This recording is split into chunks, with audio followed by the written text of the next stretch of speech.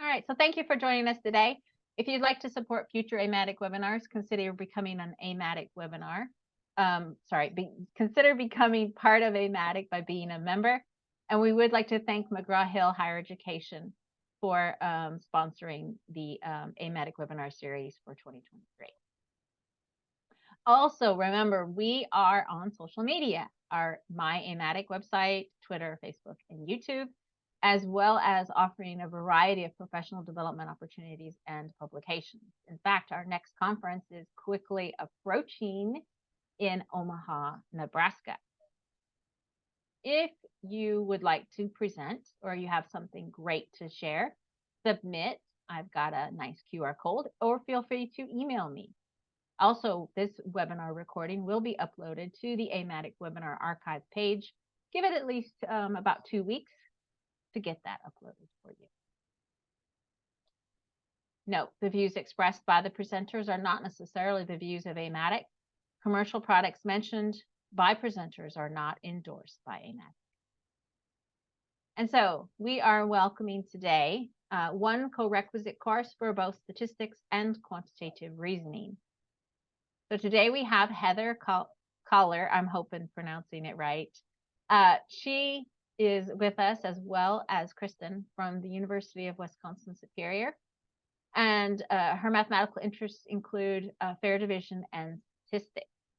We also have Kristin Riesgraf.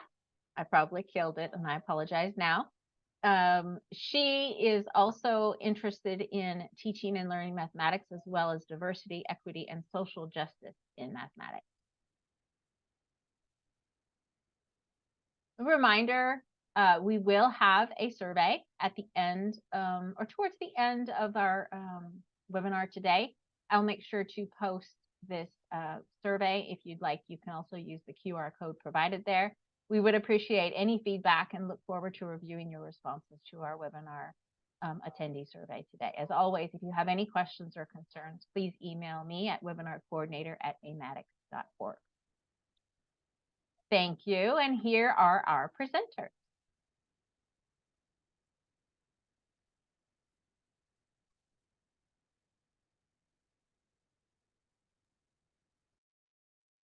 Thank you so much for coming today. My name is Heather Kahler. I'm an assistant or a teaching assistant professor of math at the University of Wisconsin-Superior. And we're going to start out actually before Kristin introduces herself with a poll to figure out how familiar you are with co-requisites. So if you wouldn't mind taking a moment, and then while you're taking that, if Kristin, you go ahead and let them know about you. Sure. Hi, everyone. Thank you for being here. My name is Kristin Riesgraf. I also am a teaching assistant professor at the University of Wisconsin-Superior. And while you're maybe taking this poll, I'll give you a little information about where we're located here at UW Superior, or maybe Heather, I don't know if you wanted to finish with the poll. Yeah, we'll just start with that. This just gives us some information about how much background we should give. So we'll start out with a little bit of information about our university, and then we'll, just because there are a few people that are not as familiar with co-requisites, we'll describe them as well. So if you want to start with the description. Yeah, so UW Superior, we're located in Superior, Wisconsin, which is in the northwestern corner of Wisconsin. All that really separates us from Minnesota is the beautiful Lake Superior. I'm going to share some numbers about our campus because I do think that it will help you maybe wrap your mind around of why we kind of came to the decision of designing our co-requisite program the way that we did. These numbers really do come from our 2022 fact book about our university. I haven't seen our 2023 one yet. So these numbers come from 2022. But we have a total of 2,703 students enrolled at our university. 2,206 are undergraduate students and 497 are graduate students. We do have a relatively large online student population that makes up 1,251 of our student population. We do have about a 14-to-1 student to teacher ratio. And I did want to share this fact because it's kind of cool. We do have 40 countries represented by our students here on campus, and that actually in the University Wisconsin system ranks us second among the other universities. So being a small campus, we still have a relatively large international student population here on campus, especially for our size. We do have 54% of our student population that are first generation college students, meaning that neither of their parents have a four-year degree. Our school does have a large transfer population. So we do have a lot of transfer students on campus, as well as non-traditional and veteran students. And the last one is that we definitely have a lot of students that are qualified for that Pell Grant, so they're low income. And with that, we do have a lot of working students, whether it's part-time or full-time. They definitely are working as they are going through their four-year degree here. And then the last kind of tidbit that I wanted to share to kind of put this in perspective as well is that in 2022, our incoming freshman class, 39% ranked in the bottom 50% of their high school class. So here at the University of Wisconsin-Superior, we have what we call our bridge program that tries to bridge that gap between high school and college to help them have a successful start here at the university. So we do have a relatively large population that do place into developmental coursework, whether that be math or writing. And then on average, 30% of our incoming freshmen test into our developmental math. So again, I just wanted to share that as we start off our conversation, just to kind of put in perspective our demographic and the types of students that we're working with. Originally, we had a very traditional math program, and we started with a beginning algebra course, which covered adding and subtracting integers, and then went through the very beginning of algebra, followed by a second semester of an intermediate algebra course, which was required before you could take any classes that counted toward graduation credit or met the general education math requirement. And we're going to call those types of classes gateway math courses. Corequisite courses take that middle intermediate algebra course. So in our case, you can have different models, but take it at the same time as a gateway course, so that what you're learning in that class, you're applying immediately in the class that you're getting credit for graduation or meeting your general education requirement. So initially, before we had a full corequisite model, we had a pilot in just our statistics class, so that students that needed that middle class would just meet one extra day a week and have help on their homework from the instructor and often a tutor in the classroom. But that was before a new initiative was really encouraged in Wisconsin. Yeah, so the University of Wisconsin System Math Initiative ran from 2017 to 2021. This was a multi-institutional collaboration of the UW system faculty, staff, and administration. And really, there were several priorities that we had in mind when we started the initiative of what we wanted to complete and accomplish during this time frame. Those were increased enrollment rates in the math course in the first year. So we wanted more students completing their math requirement within their first year. We wanted to reduce the number of students that were in the developmental math courses. We also wanted to improve the success of the students that are in the developmental math courses. We wanted to improve the success of students in their first credit-bearing course. So their statistics class, their quantitative reasoning, their college algebra. And then we also wanted to ensure transferability of gateway math courses within the University of Wisconsin system. And so really, we posted the link here. There's lots of reporting that was done during this time frame of all the accomplishments that this math initiative did in the Wisconsin system, and you can definitely check those out. For us, what it really did is we did multiple things, but why we're here is the corequisite, and it really put us in a position to investigate all the models that were out there. So we learned about the different models that are currently running and being successful. We also, at that time, because we went to a conference to learn about them, were able to gain administrative support. And really, the math initiative also was a financial support for us to develop it and while we obviously learned about these different co-requisite programs. So a lot of our time within this time frame definitely went to learning about it and designing it. I also want to mention here is that if you look at the dates 2017 to 2021, we really started implementing and planning to start our program the fall of 2020, and that decision happened probably 2018, fall of 2018, and then we put in motion and got approval for the new courses and all of that in 2019. So all of this commitment to change happened prior to us knowing that we were going to get sent home March of 2020. That just added a special little twist into what we were doing here, but we can share more of that experience as well. But we did make this switch and commitment to make it before we knew the pandemic was going to hit. Our new model then we decided on is we were keeping that first class, which we call Fundamentals of Math, which I mentioned earlier, starts with adding and subtracting integers and then covers material through beginning algebra. Students that tested in that still needed to take that. But after that class, the next course we got rid of and then we replaced it with 2 co-requisites. And Kristin will explain in a little bit why we decided to merge instead of having 1 co-requisite for statistics and 1 for our quantitative reasoning course. We decided to have 1 course that met both of those classes. And students, again, would take that at the same time. So we had 1 class, both online and in person, that was serving statistics students, which we're going to call Math 130, and then quantitative reasoning or liberal arts math students, which is our Math 112. And then we had a separate path for students that were planning to either take business calculus. Some of them did stop at the algebra with applications, which is more of an intensive STEM pathway. And this would then be the pathway also if you went on to pre-calc and then calculus.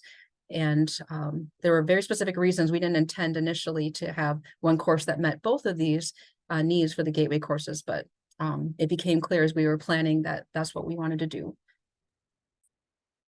Yeah, so as Heather said, you know, every model that we looked at that was having success did have a setup where there was a co-requisite course. A lot of times we do call our support courses, support course for a particular gateway, but it had that co-requisite course aligned with their gateway class. So there's 1 for statistics, 1 for quantitative reasoning, and then 1 for the college algebra. And we looked at that and we did think, oh, how nice that would be and how that would look. But as we started talking, we kind of had some constraints that we had to work around. The first one, up until this past academic year, the course that you see at the very top, the fundamentals of mathematics, wasn't owned, for a lack of a better word, by the math and computer science department.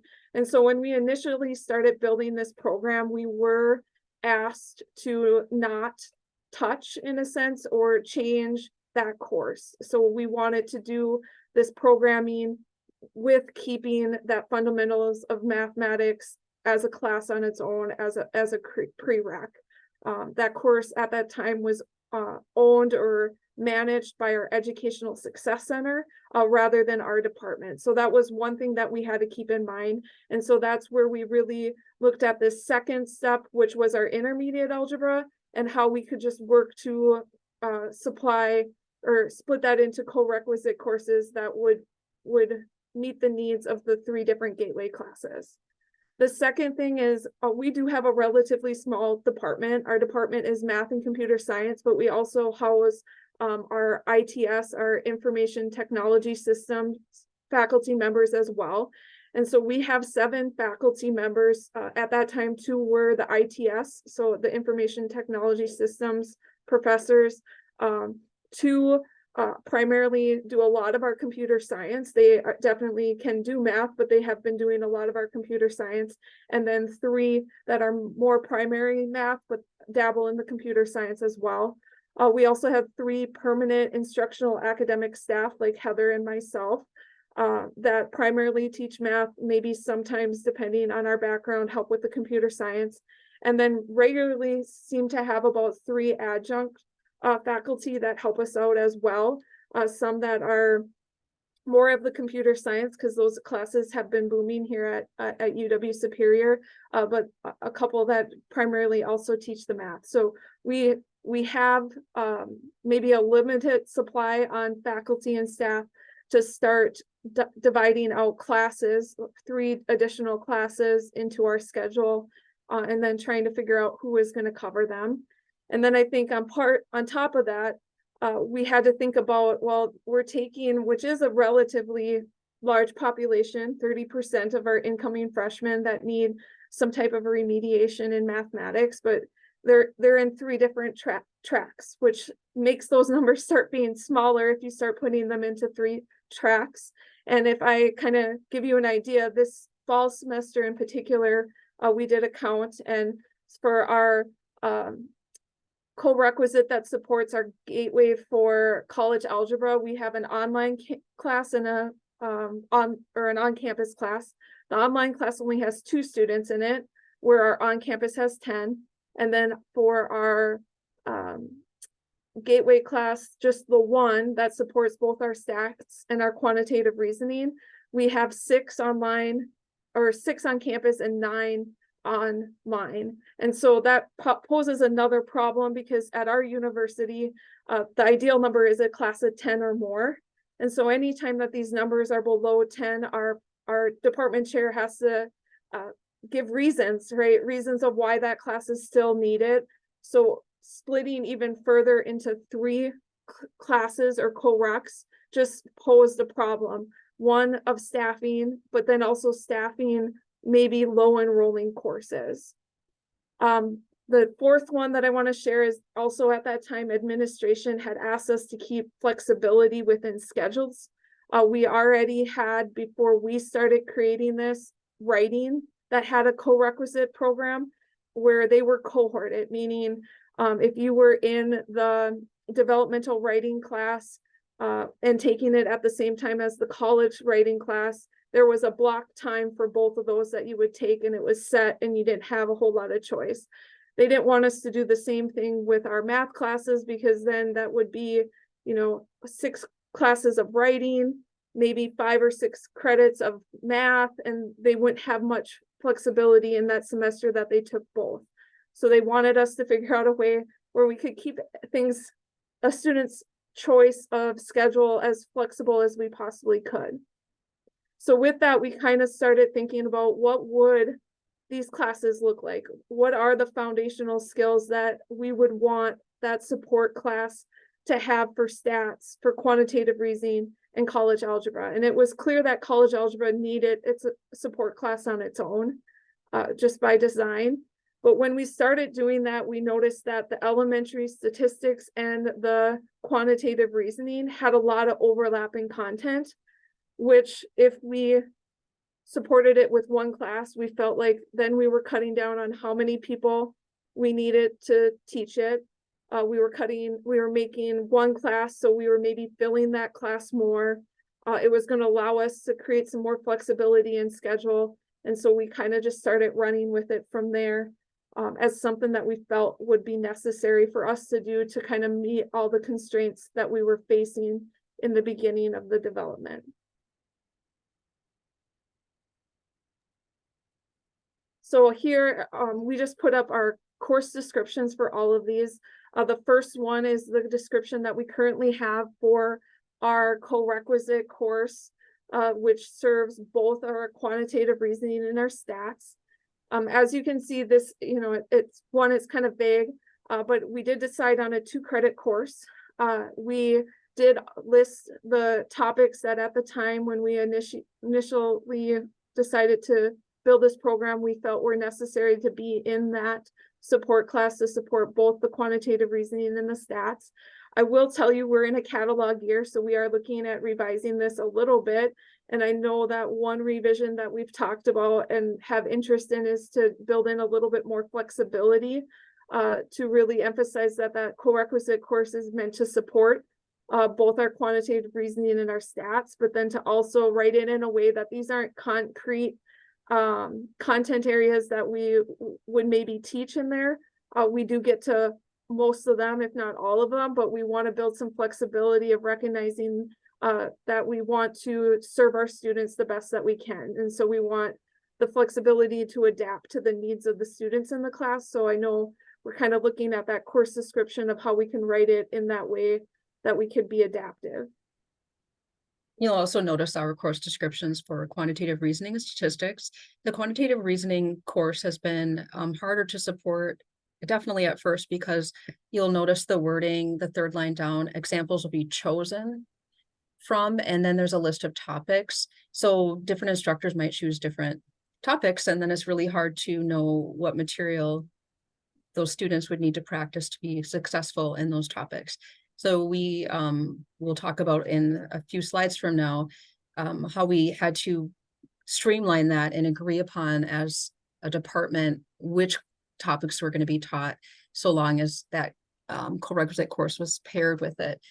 You also see a statistics course description, and there wasn't much flexibility in this. I've taught it for a while, and there's more of a stream of what would be covered and in which order. And we also modified this based on what system as a whole was teaching.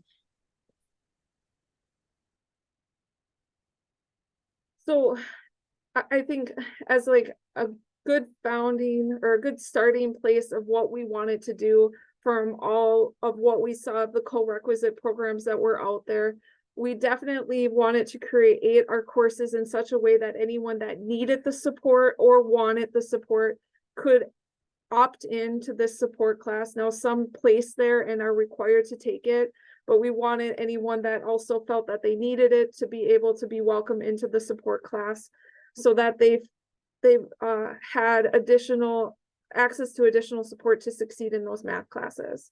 The other things that we really took into place as we were deciding what this Math 097, the support class for stats and quantitative reasoning would look like, is we knew that we wanted it to have foundational skills that help them be able to be in that position to really grasp and be ready for the content that they were going to see in stats and quantitative reasoning. And we wanted to do it to the best of that we could, that just-in-time support. So showing them those foundational skills just when they needed them, just when they were going to apply them in the quantitative reasoning and the stats. We also wanted to implement study skills and habits as well. As I mentioned in the beginning, we do have a relatively large population of our campus students that do come in a little underprepared for college. And so I think this one is really us recognizing that that's where we are at. And we felt with the Math 097, this would be a great place, not just to talk about study habits, but to encourage them to try new ones and maybe be, learn how to be a different math learner than they ever have been, and see what type of success that they could have while trying something new. And then the last one, we really wanted to be able to work to empower them to fully engage in that gateway course. So ideally, what that in my mind looks like is, can we build their confidence within the support class in such a way that when they're in that gateway class, they can ask a question in front of the class and not feel out of place, or even better yet, put them in the position where they feel confident to answer a question that maybe another student had or the teacher had for the entire class. But how do we really get them to feel like a part of that community and engaged in that community? So these are factors that we had in mind. On top of, we definitely wanted and felt that we did not want these support classes, the Corequisite support classes, to be a complete reteaching, right? We want them to go to their stats class, to their quantitative reasoning. We want them to be there and get the information for those courses there. We didn't want them to expect to come and just get extra practice on those skills and or just a review of what happened. We felt like that would just put us in a position where they might not attend their main class and rely too much on the Corequisite for things that we didn't really want it to do. So our class is graded. It's graded A to F for the support class. So they do get 2 credits with the grade. and it is graded separately. So it does have its own homework assignments. It does have its own assessments, which lead to that final grade. And so this is really just my reminder that I'm going to stop sharing my screen for a second. And I'm going to actually pull up the document. If you bear with me for a second.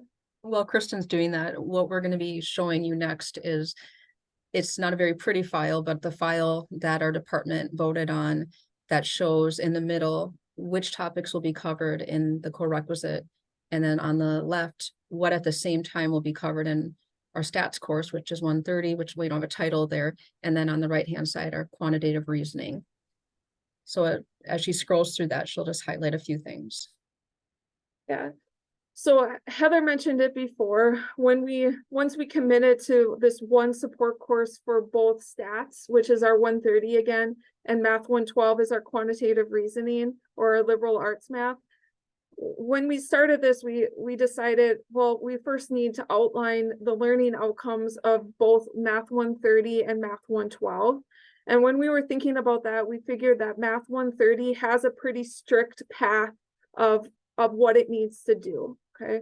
And so we really started and like, well, let's just outline math 130 to start out with. We did it, and I'll scroll just a little bit so you can see that we tried to align it by weeks of what learning outcomes they were trying to hit by weeks. And the reason we did that is mainly so that we could really keep an eye on, could we provide this just-in-time support? So could we line up the foundational knowledge in the support class, which is in the middle column here. Can we line it up in such a way that we are providing that just-in-time support? So that was one thing that we definitely wanted to do. So math 130 was pretty straightforward. We knew that we couldn't deviate from that plan too much, and our faculty and staff that teach math 130 pretty much were teaching it the same exact way anyway. I mean, some differences maybe were testing when they had tests. I mean, it wasn't as big of a challenge as Heather had mentioned earlier, our math 112. We actually had to do, I think, at least 3, if not 4 different iterations of this, because one of the things that was very important at first, and still is to our faculty and staff, is that they had some freedom and some choice of what to do with math 112, especially as you notice in the course description. It is written in a way that there was maybe some choice for faculty members and academic staff that were teaching it to kind of choose from a variety of topics. And I'll tell you, our first semester, our second semester, we tried to let people do that, and it was not nice. We made it through, and again, that was 2020, fall 2020, spring 2021, which we happened to be either online asynchronous or online synchronous, and keeping up with instructors in different places, teaching different things and supporting the students was a challenge and a lot of extra work to make it work out right. So what happened was we did get buy-in from our faculty and staff in an agreement at a department meeting that we did streamline our math 112, and that's ultimately what happened. And that's what you're seeing here. And when we did this, as you can see, we wanted to arrange the quantitative reasoning in such a way that what we were doing in the Math 097, the support class, made sense for both classes. So if I scroll down a little bit, even if you see here in week 3 in the statistics class, they are talking about different types of data displays where they are also in Math 112. And so we're able to also, I think, do some foundational skills and then also apply them back to what they're doing in the stats class and the quantitative reasoning, helping them see that there is a connection of what we're doing. I also, sorry, I apologize for the scrolling. I also want you to notice that we did implement different places where we did have certain study skills that we were recommending those that were teaching it to touch base and have some options of what to discuss there. If I scroll down, and I can kind of pause where if Heather, if you wanted to add anything, but the other piece that did happen throughout our schedule now is that there is clear times. I think the benefit of having smaller class sizes also makes us a little bit more efficient, where we're able to design lessons that are more applied and more foundational for either stats or quantitative reasoning if there is a little bit of a deviation between what is being taught. So we've developed really, I think we've called them different things, but really just different lessons for each class for that particular week. So that, again, we've noticed that the importance of connecting the content to what they're doing in their stats and the quantitative reasoning really is important, so that they have a sense of why we're doing it. But Heather, do you have anything else you want to add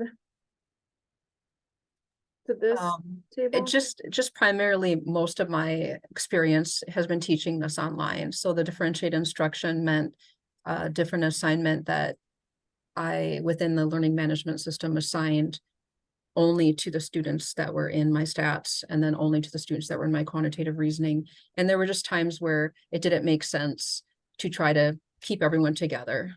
And in person, that would look a lot different because it's a live class where you have to do that. Yeah, and as I've taught it both online and face-to-face, I can tell you that the online, they seem to kind of just go with the flow of whatever you put out, and sometimes they might give you comments and ask questions about why you're doing something, but face-to-face, it's really hard to avoid that. And I've had some really great classes that they at least, and that's why we wanted to make it adaptable. They're really good at advocating of, I still don't get this, and we're able to pause and maybe change the game plan a little. And that's part of the reason we've been thinking of, since we're in a catalog year, how do we make that catalog description a little bit more flexible, so that we do have that opportunity to focus in more on what the student is asking for, because we've had some great students that know what they want a little bit more help on, if they want to slow down, or if they're ready to keep going. I guess I would add here too, that before this was codified by our department, we would have weekly meetings, and they were not long. They were maybe 15 minutes, where everyone that was teaching any related course would check in. And that was our first attempt to say, you can have the freedom to cover different things, but let's just make sure we know what's happening. But even with that, it was still very difficult, because things would change, and it was very hard for the person teaching the 097 class, the co-requisite support, to constantly be shifting their curriculum when they want to give just-in-time support, but also need to have some things established before they teach. So I'm going to change back to our slide here. So that leads us to some of the research that we've done about our co-requisite programs. The first one that we did was fall of 21, spring of 2022. A colleague of mine and Heather's in our math and computer science department, his name's Josh Stengel.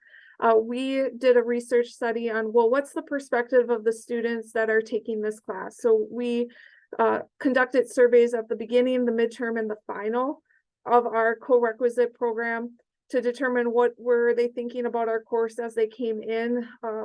Did we change that perspective at all in the middle? And then what were their final thoughts of it?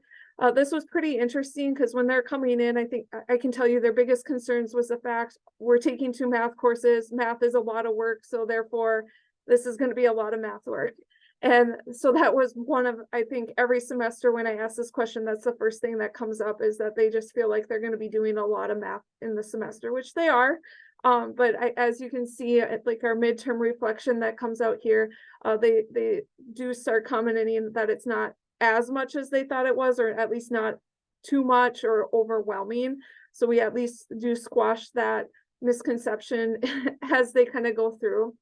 The other one that I found that's really interesting, that when we start off a semester and we ask them, what can a support course help you with?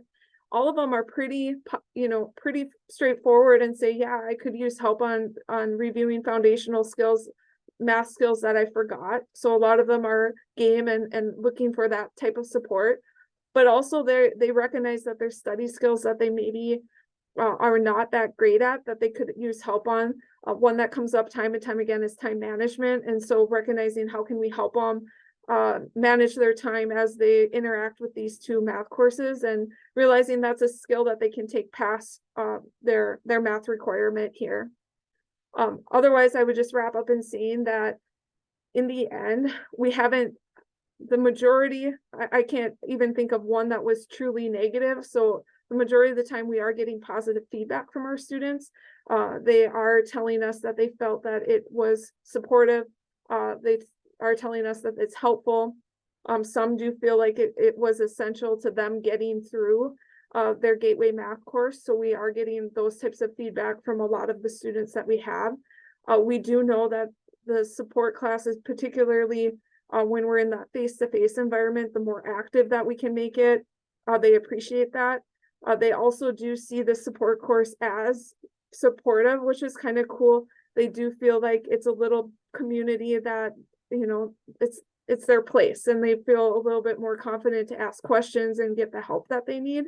And so it's really trying to support them in then going past that, and how do you bring that with you into your Gateway class, which is what we hope to do as we try to empower them. And then the only other I would say is from the student perspective that we didn't have up here is alignment. So we definitely have students that recognize that if the courses are not, if we're not doing something in the support class that they haven't already done yet, they question it and they wonder why we're doing it.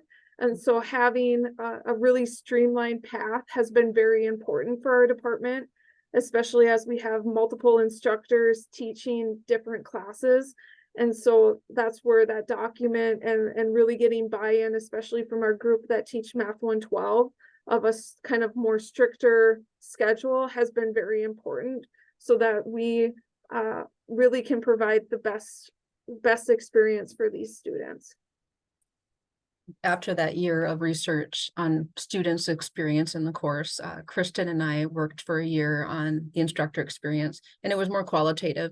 We chose to do two things in these meetings. First of all, we wanted to reflect on our own, and I just set a reminder that I would take time to think about how things were going and write about that. And then Kristin reflected, and then we would meet together regularly and talk about whatever came up as being instructors of the specific course. And many things came away from that, including personal growth.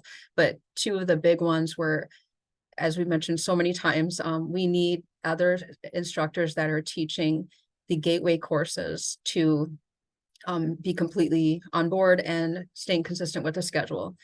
And then we also noticed that, especially with the model on our campus and writing, that it's really nice if you could have the same teacher for the Corequisite as for the credit-bearing course. So those are two of many conversations we've had. Let's go to the data. So I'm going to start out with some descriptive statistics. These statistics are broken up into before, approximately 3 years prior to when we implemented Corex. You'll notice it goes to the semester spring 2020, and then after 3 years after, roughly fall 2020 to spring 2023. And we do not have p-values for these, just descriptive at this moment. And retention is defined as, were they still at school? So students that took our quantitative reasoning course before the Corequisite, and it's not necessarily the case that they were in the Corequisite. This number is just that 82% of people that took the quantitative reasoning course were still around our campus or still enrolled in our campus 1 semester later. And then after the Coreq was implemented, that number rose to 83%. So it went up, it didn't go down. That's nice. Statistics, it did go down. It went from 84% that were still around 1 semester later down to 79%. And then we just took that same thinking and we went out to 2 and 3 semesters. So in quantitative reasoning, 72% of students were still there a year later, and they were still at our campus. And then after the Coreq was implemented, we had 74% of students that had taken quantitative reasoning that were still on campus. And in statistics, it went down again, this time less drastically, from 69% to 68%. And then 3 semesters later, quantitative reasoning, same story. We had 66% of students that were still retained from after 3 semesters. And then after the COREC was implemented, that number rose to 69%. And the statistics, again, it went down. So again, I don't know if these were statistically significant. This is very recent data for us. We got it about a week before this presentation. So we are still, I guess, processing as a department these numbers and how to interpret them. The next piece of information does have p-values, and this one looked at entire group as a whole. So not before and after the COREC was implemented, but throughout the whole time for the 6-year period roughly. Anyone that was in the quantitative reasoning courses is in the top of the table. Of the quantitative reasoning, the people that were not taking a COREC at all had a mean GPA of 2.58. And we're not talking about GPA at the whole university, but in that quantitative reasoning course. So converting their letter grade to a GPA, their mean GPA was 2.58. And then those that were in the COREC, their mean GPA was higher, 2.83, but it was not statistically significant. So there's a difference here, but we can't say it wasn't by chance. So it's a p-value of 0.118. In statistics, we see the opposite trend, but the same p-value scenario. So those that had taken statistics but were not also in a COREC had a mean GPA was of 2.68, but those that were in a COREC had a mean GPA of 2.41. So again, still trying to figure out what that means, but those were the values that came out. And then the final information, we did split it up again into time periods. So prior to the COREC, we looked at just passing, and passing can mean different things. We're defining it in this particular data set as an A to a C minus, and looking at how many people passed their quantitative reasoning course before we implemented CORECs. And 80% of students did. And then after CORECs were implemented, 81% of students passed their quantitative reasoning course. And again, we're not indicating who took the COREC. We're just saying, now that it's been implemented, how's the pass rate? And then we're seeing a kind of a similar story where quantitative reasoning, we have a slight increase with a lot of these values, but statistics, we see a decrease, and that's been indicative in some of these other data outputs. So statistics prior to the COREC being implemented in the fall 2020, 84% of people passed their statistics course, and then after the COREC was implemented, 76% passed their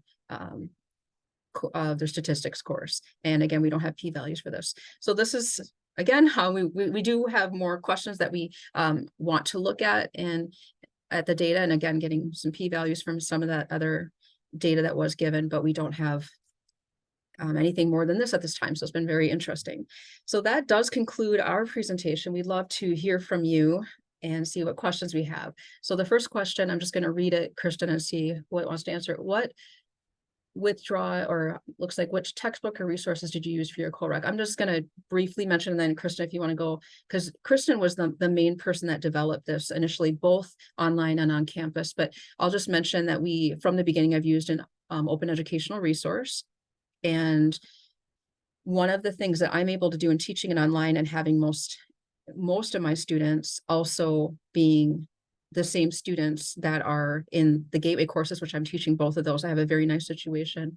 If I do require something, a publisher resource, then I often can access the one they already have in their gateway course and just say, oh, I added an assignment for you in those. So Kristin, if you wanted to add anything about how you developed initially those resources or text. Yeah, so originally we did use a MyLab Math program. I think they just had what they called co-requisite support topics for quantitative reasoning and statistics. And so at first I did use that program. When we were talking, the piece that has always kind of bothered me is that we have students that are taking 2 math classes, and then math resources, when they buy them, are not cheap. We haven't, so I guess that's one of the problems that I kind of had with the publisher resource. And then because of how we were forming things, there's not a perfect resource. That's where I found the OERs to be a little bit more, a little bit easier to work with, in the sense that I could remix them. So I could remix them in such a way that it provided that opportunity to change content around, pull from one resource to another. So ultimately, since I think the first academic year have been primarily utilizing open resources and then using that to develop the Canvas course and the assignments, mainly because we're able to remix the resources. I will tell you that OpenStax is a primary one that we look at, whether it be their pre-algebra, their elementary algebra, or their intermediate. OpenStax is probably a dominant source for our OER. It's just that we've remixed the materials.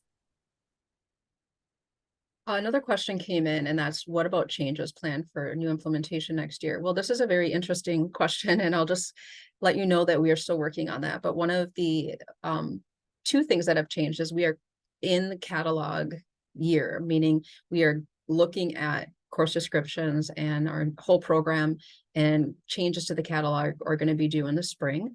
So we would want to do changes right now. We're not going to be kind of seeing how things go. We feel like we have a good idea of how things went so far. The other thing is we did acquire, if you remember, Kristin, if you could go to the second slide.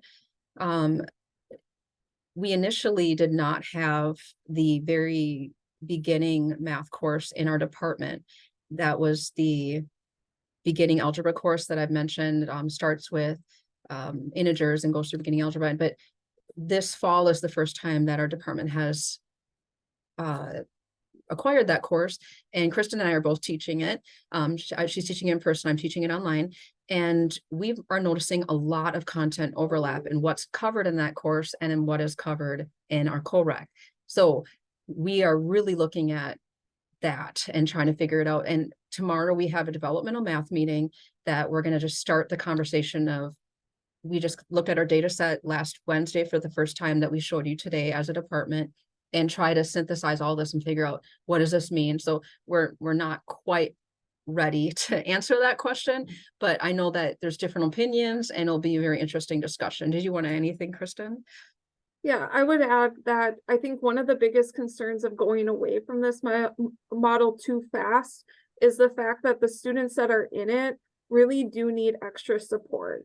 Maybe they don't need refresher of content, but they definitely need that extra accountability, the additional place to go and ask questions, and maybe like some of those study skills. So going away from what we currently have, because I do think that there is some positives from the statistics that we saw, going away from it too quickly would eliminate some of the support that the students were getting that might be the true reason why they were successful. So I would be very in deleting it too fast without having supports in place where they need to be for the student population that we have. I have the other two up. So I have, does the matter of a student pass the Corequisite course other than affecting the GPA? So Yeah, that's a good question. yeah, so our support class is doesn't count towards their graduation credits, but it definitely does count in their GPA within that semester, and is obviously it's there on their transcript. I would tell you that we have not yet had a student fail the Corequisite without also failing the gateway class. It's more, we have had students pass meaning C- or higher, the support class, but fail the gateway. In those instances, the student completed their milestone for the developmental math and are able to go on at our university to retake that gateway class without support. So right now we've kind of been monitoring it because we've recognized some problems and some negative aspects of what happens if they say pass the gateway and fail the support. But fortunately we have not crossed that bridge yet, but we have the other way, and we've at least been looking at that as a positive, that they are making progress towards completing the requirement. So it wasn't a complete wash when they pass the support class and then have to retake the gateway. I don't know, did you want to add any more to that first? Yeah, if a student does early on in the semester choose to drop the Corec, they automatically get dropped from the gateway class. And then generally if they drop the gateway, they get dropped from the Corec. They're like paired together. However, if it's really late in the semester, there might be a case by case if people know, and that's just really hard to tell. But we were we really looked at what other campuses were doing, because I was thinking of all these hypotheticals of what that would mean. So I don't have anything else. Did you want to go to the next question? Yeah. Multiple measures, okay. Yep, so the multiple measures was part of the UW system math initiative as well. And so we did, I think within the first year, that was the first item that we did. There was a comprehensive review of the different, like, high school GPA, high school rank. We did a review in the data that we received and compared it to placement. And so I believe that the only thing that came back from our study on it was that high school rank may play a factor into it. So we did add a piece of that onto our placement, but primarily it's still our UW system placement test is one of the main sources of placing them. Mhm.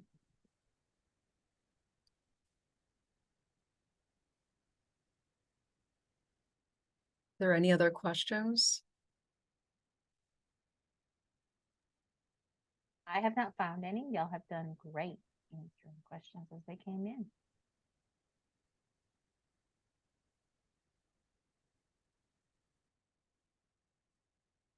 If there aren't any other questions, hold on, I think there's one just came in. Oh, there you go.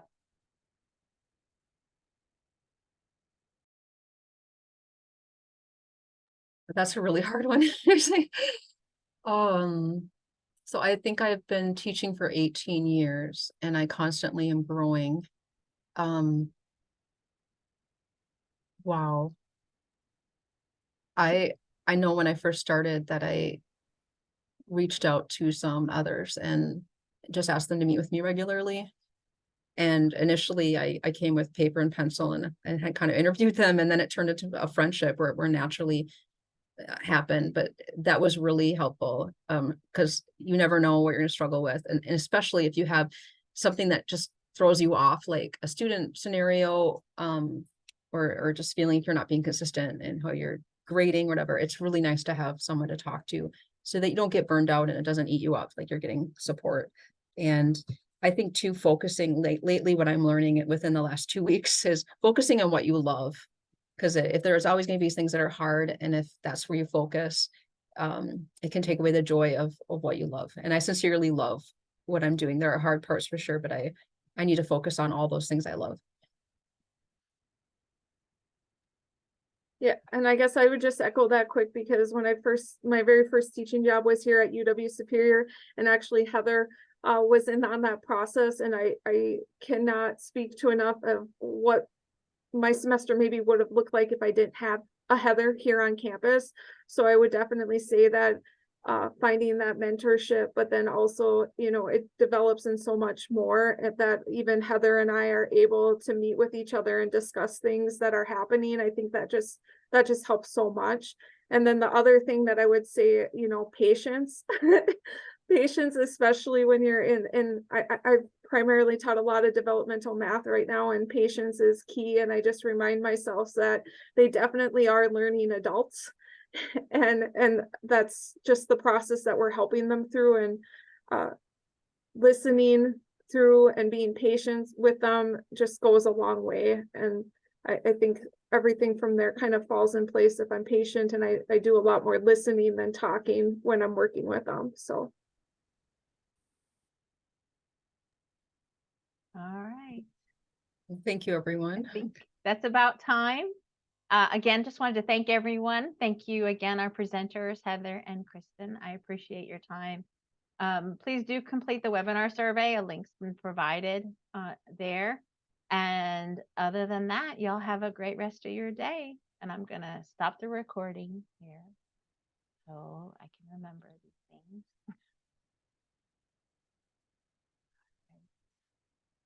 All right. Think.